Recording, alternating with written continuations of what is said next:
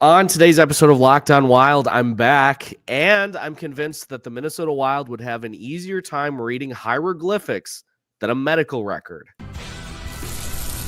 Hey, this is Matt Boldy, and you're listening to Locked On Wild. You're Locked On Wild, your daily podcast on the Minnesota Wild. Part of the Locked On Podcast Network, your team every day.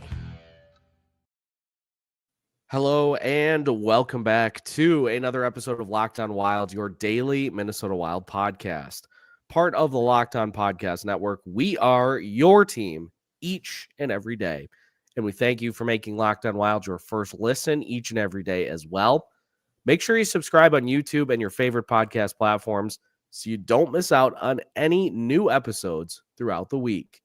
Today's episode of Locked On Wild will dive into the reunion of Gustav Nyquist with the Minnesota Wild.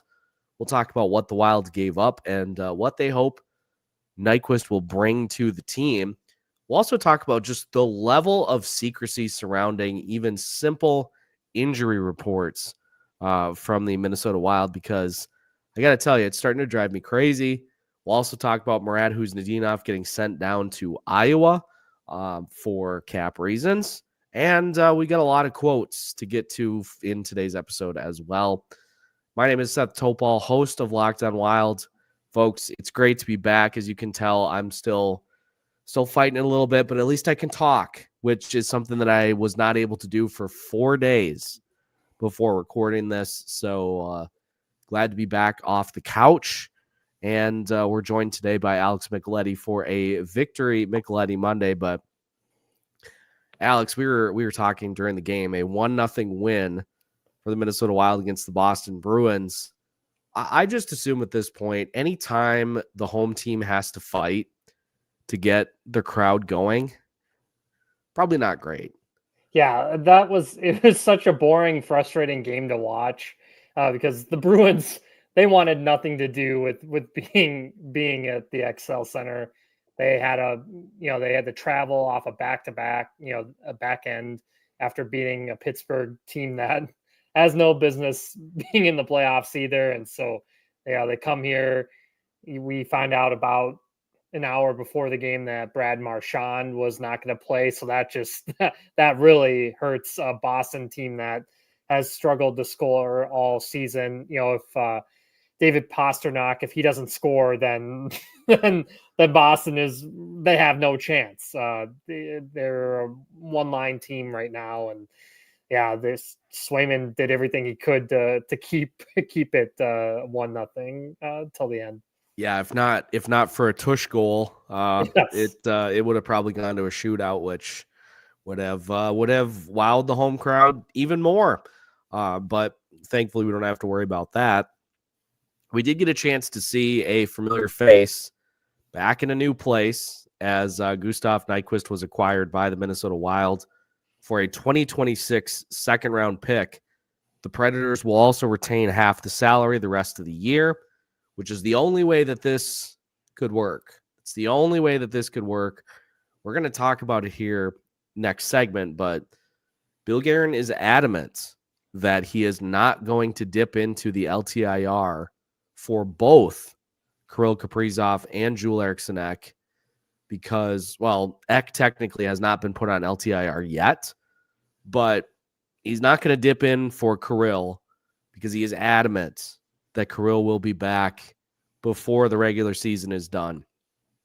We're going to talk about that. But first off, second round pick next year for Gustav Nyquist. And look, I remember when we initially acquired Gustav Nyquist a couple years ago, pretty psyched about it. He had a career year last year with the Nashville Predators. He was not having a career year this year with the Nashville Predators, and I get it. Nobody on Nashville was having a great season, but I mean, the way that I see this playing out, Alex, is that it's very possible that he's going to look good here strictly because of the players that he is leapfrogging in the lineup, which have been very, very poor, very bad for almost a full 2 months now. Yeah, we'll see. It's another classic situation of this is probably his last shot too. He's going to be 36 once the next season comes around. So, he's playing to try to get another contract, but he might price himself out again for this Wild team. Yeah, he minus 20 this season. So that makes you scared to see what he does when it's 5-on-5. I know he's done a pretty good job penalty killing, which anybody, a live body could be better than what they've thrown out there this season. With the Wild at the penalty kill. Thank goodness they were playing Boston, who had just their power play was just awful. Real bad. It made the Wild blush with their power play right now, but we'll really see. I thought, the reason why it was a second rounder is, because of, Nashville agreeing to retain that money. But as we go on this week with the deadline on Friday, it seems like prices are going to be extremely high for just even average players like Gus is at this point in his career. I mean, if Joel Armia and Jake Evans, who are fourth line, third line grinders, are going for a first or second round pick, oh my! It's tough when you lose a high pick like that for probably a rental. I don't really see Gus coming back again, but it seems like Bill Guerin went with a guy that's familiar with the team instead of an unknown to the team. And the problem too is looking at how he has done since January 1st. So Nyquist has played 20 games. So he's missed. It looks like it looks like Nashville's played 22 games in that span. He's 7 points, 3 goals, and 4 assists. He's a -5 in that span. Let's peel it in a little further. Let's go to February 1st. Gustav Nyquist has 1 point in his last 8 games. So this, and there were some people on X that were saying, I wouldn't call a panic trade, bringing in a good player that can help out your top 6. It's a panic trade. Yeah, so it's 100%. They, especially when you just get stomped by Utah, that a non-playoff team, Utah, by the way. Yeah, and they looked lifeless out there, just discombobulated, hanging Fleury out to dry. And, Clayton Keller wanted to stick it to Bill Guerin for not being on the Four Nations team, ended up having a 5-point game. So that was, you see all these guys that didn't make their Four Nations team just really showing out. So we'll see if Team USA remembers that for Milan, come next year. But, it seems like, just like I mentioned, that they tried to go with somebody that they knew, previously. And, it was kind of hilarious that, we saw Marcus Johansson be in the top 6 again. He got his goal taken away because of the Tush goal. But, again, he doesn't show a whole lot of effort out there. And at least what you're getting with Gus Nyquist is he's gonna have a pulse out on the ice. Yeah.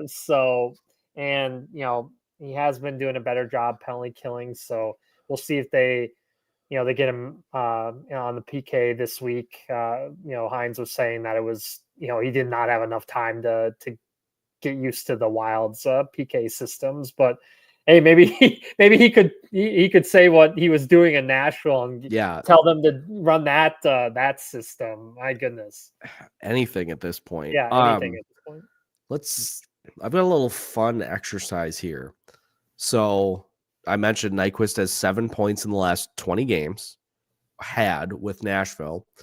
Where does that rank amongst Minnesota Wild players in the same span from January 1st?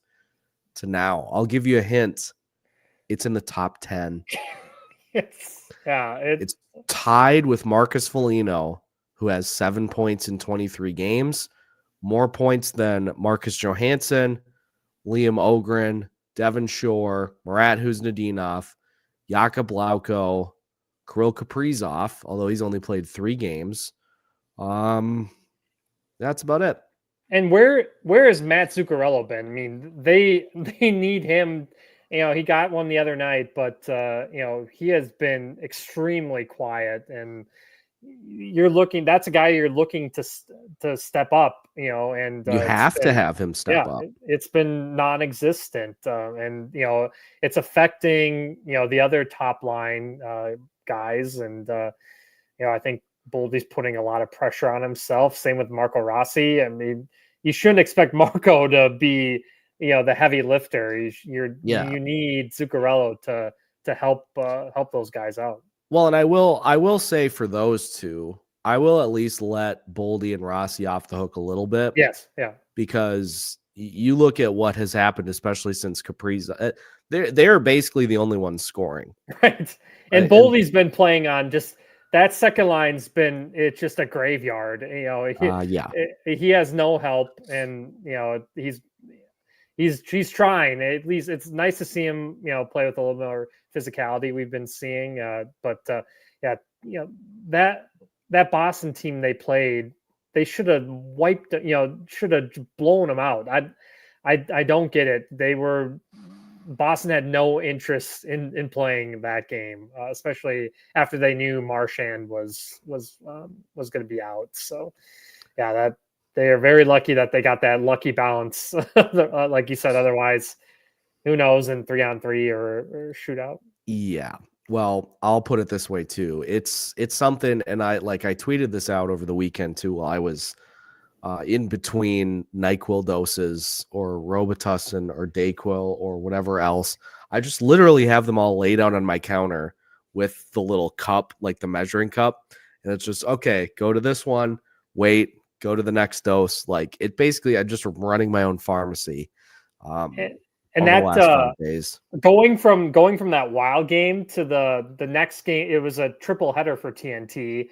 And the next game was St. Louis Dallas. And it was like, delightful. Complete opposite than the Boston Wild game. That was insane. And the first game was went to overtime, Pittsburgh and Toronto, and that was crazy. Matthew Nyes had a buzzer beater goal, and then William Nylander just sniped it in overtime to win it for Toronto. But the Wild was just complete, like you could fall asleep to that game like it's a Sunday.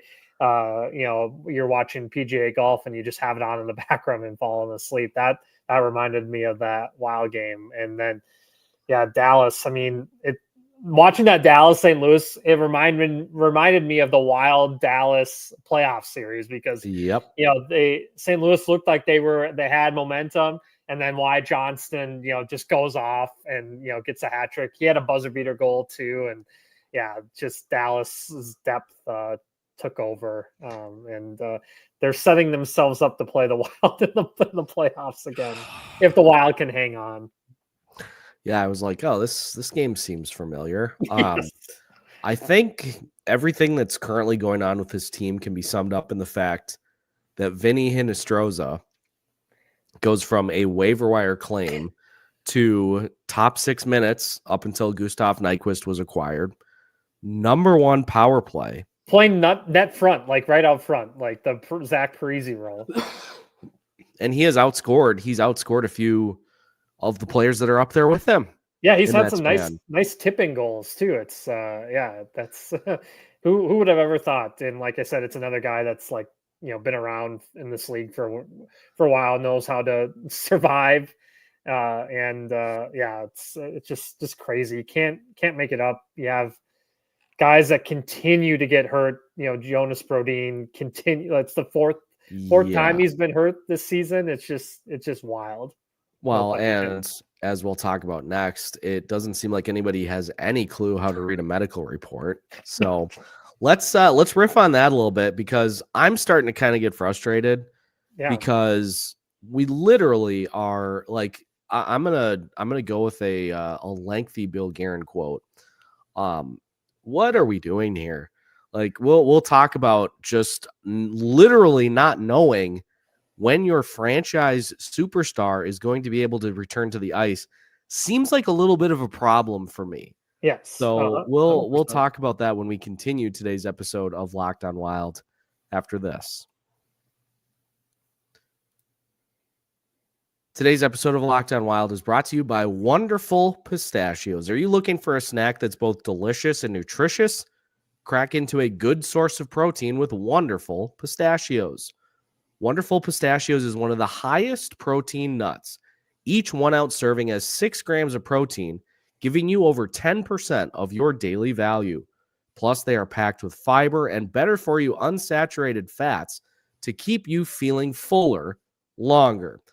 The no shells variety is a game changer. Look, I had fun cracking open the shells, just like you would any standard pistachio, like the rest of them. But there's something to be said about being able to grab a bag of the no shells and just start snacking on them. And trust me, I had plenty of snacking time over the weekend, and you better believe Wonderful Pistachios was right on top of it. So get snacking and get cracking with the snack that packs a protein punch. Visit wonderfulpistachios.com to learn more. That's wonderfulpistachios.com. wonderfulpistachios.com. Welcome back to today's episode of Locked On Wild. Once again, we thank you for making Locked On Wild your first listen each and every day. We're going to get back into the swing of things here this week. A couple of interviews that were postponed at the end of last week. We'll try to get those back in the schedule here at some point this week. Obviously, we'll let you know when the next show with Denny is going to be. But getting back into the swing of episodes, as you can tell, still have some of this residual that is still in my system. So want to make sure that I get that kicked before we go full bore. But just had to come back because there's too much to talk about. And Alex, let's go to the fact that, and I understand that medical science is tricky, and that it varies from human body to human body. But I'm going to start with something that Zach said in our group chat, Zach Zeman, that I had not even considered. But think about this. So let's say you have a medical procedure done. Let's say you have a knee surgery, or you have a groin surgery, or a hernia surgery, or ankle surgery. The doctor's not going to say, well, we don't really know when you're going to be able to resume normal activities, but we'll just call you when you're ready. No, they give you a timeline of like, here is when you can start to do this. Here's when we'd like you to start ramping up this. Like, they have specific timelines based off of other people that have had a similar procedure done. Evidently, that's not how things operate for the Minnesota Wild, because Bill Guerin said, and I quote, when simply asked, what is the updated timetable for Kirill Kaprizov, who last I checked is the franchise cornerstone, the franchise superstar, was held out of a game after Christmas because he was banged up. Then all of a sudden he was out for 12 games. Then he came back. Now he's had surgery. The initial timetable is 4 to 6 weeks. Then Bill Guerin goes on the radio and says, well, now he's going to be out longer. And then today, we're recording this Sunday night, by the way. Today, he says, when asked about a timetable for Kirill Kaprizov, honestly, you guys have been asking me nonstop about this. I just don't know. Like you said, there's no exact science. I can't tell you because what I tell you today might be different tomorrow. Things change constantly. I'm not going to say, oh, he's going to be back 17 days from now. And he's not back 17 days from now. You guys are going to be like, what happened? So I don't know. I just don't know. What are we doing? It makes no sense. And for once, there's a situation where they could use LTIR, and they're just not going to do it to better the team. And these guys could have Oregon Trail diseases, and we'll never find out. It's just, it's absolutely ridiculous. And we know the league is, when it comes to injuries is bad at reporting it, but the Wild have taken it to a whole nother level the past couple seasons. It's so secretive. We don't even know the day that Kaprizov had surgery. They won't even say that. And now that we've heard that like his agent's involved and maybe other doctors other than the Wild doctors, and just that's added to the mix. It's just, you can't get any truth. I mean, Russo had to say that Ek broke his foot. I mean, they won't even say that. Guerin won't even say that. But Russo had to say that, yes, he has a broken bone. Yeah, it's crazy. They can't even say that. We didn't know Jake Middleton broke his finger until Bill Guerin said, well, he's probably cracking a beer with that hand to celebrate his birthday. It's that, it's nuts. And, like I said, that's why, everybody's frustrated just because they can't get clear answers. It's so secretive, and it doesn't need to be that way. And I will say this too, because, the reason that it's being done is because of gamesmanship, and gamesmanship sucks. Gamesmanship is not a thing anymore. 2025. It's a different era. It just reminds me of all the times that Mike Zimmer would say, hey, Mike, who's your quarterback going to be on Sunday? I'm not going to tell you till Sunday. You really think your opponent is sweating out practicing against your backup quarterback? Right.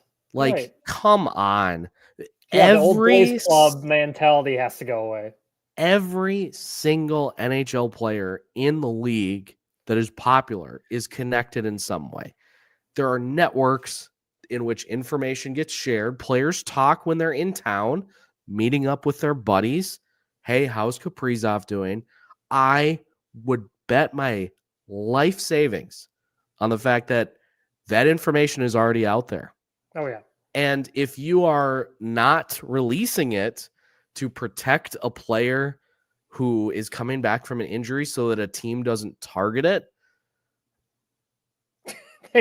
they know. Don't have them on the ice. Yeah. So they know. And even if they're going to target them regardless when they're back out there.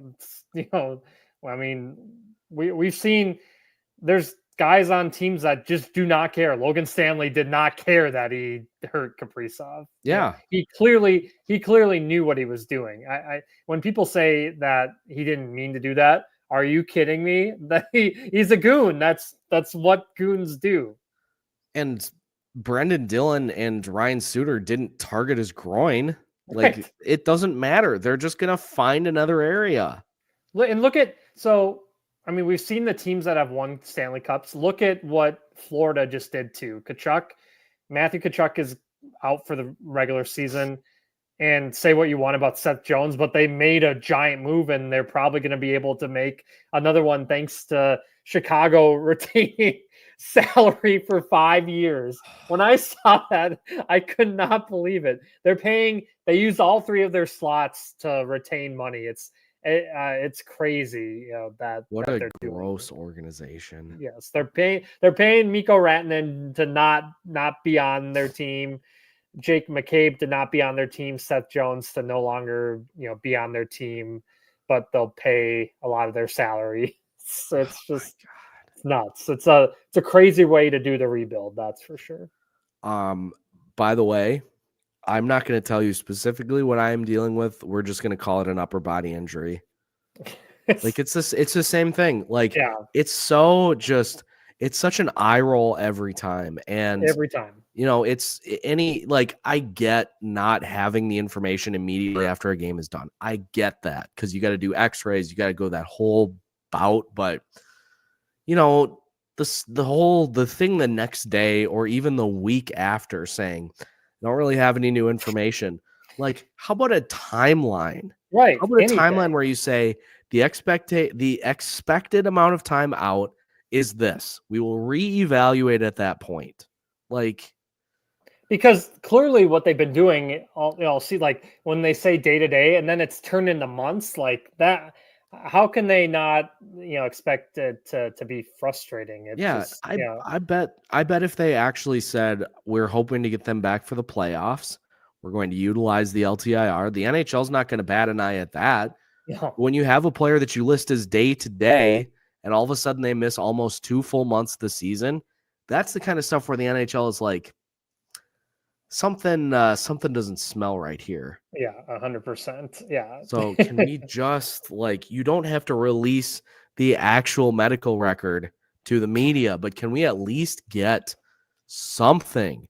Like, and you like, even like Kaprizov has resumed skating. Like, you barely get that. Yeah, you barely get he's skating on his own. You find out because the player is there, right? But there just is no, like, it. I'm just so over it. Like, it's exhausting. Cool that you're gonna maybe confuse your opponent for 2 hours. Right.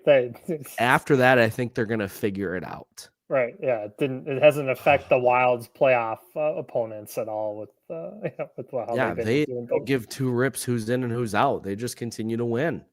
Right. Yeah, but that's what elite teams do. Yeah. And speaking of who's in and who's out, surprise send down before the game as well, as Khusnutdinov was sent to Iowa, which leaves many people, including myself, to wonder. I didn't even know that was possible with him. So we'll talk about Khusnutdinov and why he was sent down. You're going to want to hear this. That's coming up on today's episode of Locked On Wild after this.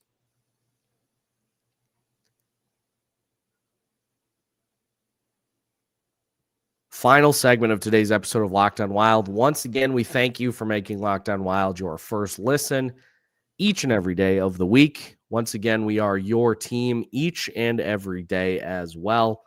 Seth Toupal and Alex Micheletti finishing things out here today. And Alex, Khusnutdinov was sent down, which I had to read twice because I thought initially I misread some sort of Kaprizov roster move. But no, Khusnutdinov was sent down. The Wild can have him down for 7 games without having to put him on waivers. So probably going to be down for close to 7 games, or at least to get through the rest of the week before the sitting on of hands is done, I guess. But Bill Guerin was pretty adamant that this is a cap move. This has nothing to do with Khusnutdinov's performance on the ice. And I counter, well, I would hope not, because there are players in the lineup that give you far less than he was giving you. And Guerin says, quote, "It stinks. It stinks for him because he's been here all year. He's played hard. He's played well. This is not your regular demotion. There's a lot more to it, and it sucks." Well, I don't know. Maybe if I can't like. Well, and what adds to this is Ryan Hartman coming back to just bite the team again. It's just that suspension, causing Murat to be sent down too. It's all part of it. It's the butterfly effect, and I don't know what they're gonna do because we don't know about Jonas Brodin too. They say week to week, but who knows when they throw that out there? We might not see Jonas until next season. Yeah, I'm just joking, but it's just we have no idea, and it's it just seems like there's one thing after another with this team and setting up more and more roadblocks to success. And for the crowd that is wondering why Khusnutdinov gets sent down when Marcus Johansson is pedaling on a bike, when any other number of things, well, I guess you would have to ask him that yourself, because we have been actively campaigning for that roster move to happen for almost 2 full seasons, and it never does, and it never will. Right. And so for everybody who says, well, just get rid of Johansson, trade Marcus Johansson, buy out Marcus Johansson, release Marcus Johansson, I can promise you that as long as Marcus Johansson is under contract for the Minnesota Wild, he will not be off this roster. He is one of Bill Guerin's guys through and through, and he will continue to be on this roster until the meteor hits the earth. Yeah, and they're not moving him out of that top 6 spot. It's crazy. Every time you think, hey, this could be the actual move to kick him out of there, and you see the lineup, and he's still in that second line spot. It's insane. I think Russo said when it was initially Johansson's goal, he said that was the first goal that Johansson had scored since January 7th. And I'm like, and he's been at the top of the lineup literally every game. We're in March now. It's insane. And I joke too, because Jaden, who is a regular contributor here, he saw my tweet about Marcus Johansson having 28 games this season in which he's had 1 shot or fewer, which is a step below what he did last year when he had 42 of those. And I'm just checking to make. Oh wait, no, 1 shot today, so that's 29. So that's over. Think about this. That is almost a full season's worth of games over the last 2 years in which Marcus Johansson has had 1 shot or fewer. In the top 6 role, and like the best minutes that you can have, in that type of, offensive role.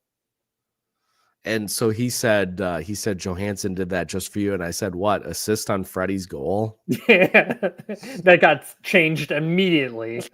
Yeah, they were like, I don't know if we can leave that the way it is, but, yeah, we can't. He scored? No, he didn't. We'll have to find a body part that went off Freddie. It had to have deflected off of Freddie somehow. But this is the crux of the argument. This is the problem personified, is that we have seen without the guys that actually belong in that top 6. And right now you've got probably 2 of them. I guess Gustav Nyquist, probably more of a second line guy at this point. So 3, but you're like Freddie Gaudreau is not a top 6 player. No, heck no. Marcus Johansson is not a top 6 player. And they don't offer you even remotely close to what you are supposed to be getting from that spot in the lineup. And I'm sorry, I'm just getting sick of, well, we're just gonna bear down. We're gonna play really stingy defense, and we're gonna limit the chances. Which other team in the NHL is doing that without providing scoring as well? Yeah, it's nuts. They, I continue to say they have like 3 lines of 4th liners right now, and they can't even put out that second power play unit. It's gross. Yeah, it's you can't make it up. And the special teams we know is the most important when it comes to the playoffs, and neither are ready for playoff type of hockey. That's for sure. That penalty kill is just, and of course they were perfect against the Bruins. But again, the Bruins, they were on the back end of a back-to-back. All the players looked like they were in molasses. I don't know what Charlie Coyle did not look like anything like the Charlie Coyle of old when he was here. It was a sad affairs for that Bruins team.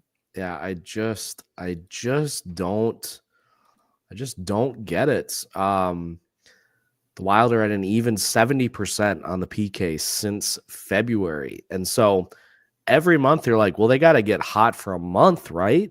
They got to get hot. No, every month.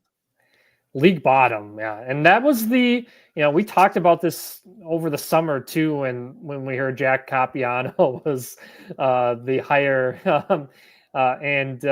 he got let go by Ottawa because the PK was awful there. That's what's been holding back the Senators is their defensive play and their PK. They're like, enough of Jack Capiano. And then, of course, as we know with the old boys club, they went with it's kind of like the New England, Rhode Island mafia out there with, Guerin, Hines, and Capiano all from out that way. And it just has not worked at all. In the past, it's been the power play that's been an issue in the playoffs, and now it's in the PK too. But now it's glaringly bad in the in the regular season here. But they're lucky that they banked a lot of points at the beginning of the season, right?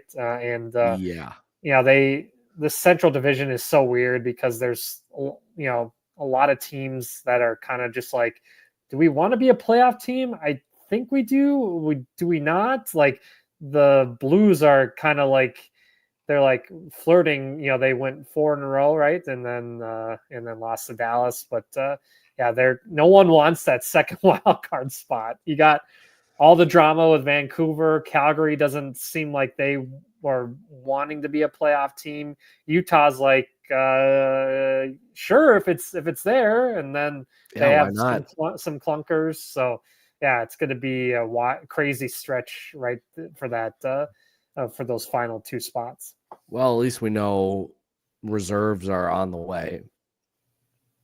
Well, maybe. I don't know. And even if Ek and Kaprizov come back, are they going to be 100%? That's especially Kaprizov. If we think we know what it is, that groin hernia area. I mean, that's, you get all of your explosiveness from that core type of area, and it's if that's not 100%, and if he can't be his normal self, that that does no good. Yeah, and I mean, if the timetable for Ek when the injury initially happened was 6 to 8 weeks, 6 weeks at that point left you with like 4 games in the regular season left. So there's not going to be any. And we've seen with Ek too. I mean, he sometimes we applaud NHL players for playing through everything, but Ek can't, if he's not his normal self at all, it does you no good at all to have him in the lineup. Because he's way too important. He's their main faceoff guy on a team that continues to struggle with faceoffs, and he's just way too important for everything that they do. There's going to be no runway to try to land these players in terms of getting them ready. So, from what I've seen recently, trying to land without much of a runway doesn't usually go the best. So, and it's just setting up like I said, for Dallas, Minnesota, 2-3 matchup, because I don't know if Colorado is such a weird team because their goaltending can be, they've gone with Mackenzie Blackwood, and he is so hit or miss. Some games he looks no like choice the best. now. Yeah, he seemed in Wedgwood. He's not a starting goalie in this league anymore, and or ever. So it's they've made their bed, and it's we'll see if they can push their way past the Wild, and then the Wild end up with Vegas probably. Oh, it's just been a house of horrors for that team in Vegas. Literally never a boring day with this team. So it's it's the Wild thing at Valley Fair. It's just up all over. Just a mess. Well, we'll keep an eye on it, and I will, I would imagine, be sounding a little better for the next episode, which will be coming at you tomorrow. So appreciate everybody tuning in as always. Make sure you subscribe on YouTube and your favorite podcast platforms so you don't miss out on any new episodes throughout the week. We get you covered with new episodes every Monday through Friday as part of the Locked On Podcast Network.